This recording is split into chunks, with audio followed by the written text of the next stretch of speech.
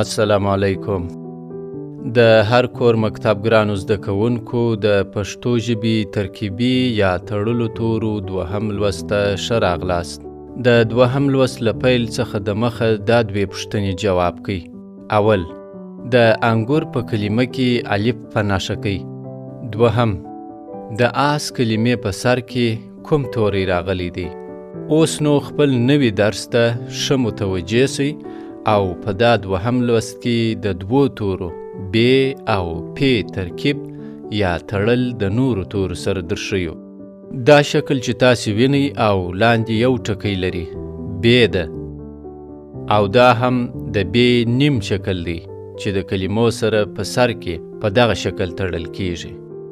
اوس نو د بریا کلمې ته وګورئ چې په سر کې د ب تړلی شکل په سور رنګ لیکل سوی دی او د کلمو په منځ کې ب په دا ډول لیکل کیږي. اوس نو د لباس کلمې په منځ کې تاسې د ب شکل وینئ چې سور رنګ لري.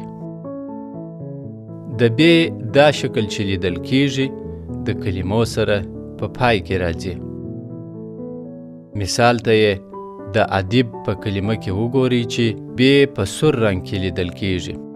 اوس به د دوهم لوست دوهم توری پ ته راسو. دا شکل چې تاسې وینئ او لاندې درې ټکي لري پ ده او دا هم د پ نیم شکل دی چې د کلمو سره په سر کې په دغه شکل تړل کیږي. اوس نو د پاک کلمې ته وګورئ چې په سر کې د پ تړلی شکل په سور رنګ لیکل سوی دی او د کلمو په منځ کې پ په دا ډول لیکل کیږي. اوس نو د سپین کلمې په منځ کې تاسې د پ شکل وینئ چې سور رنګ لري.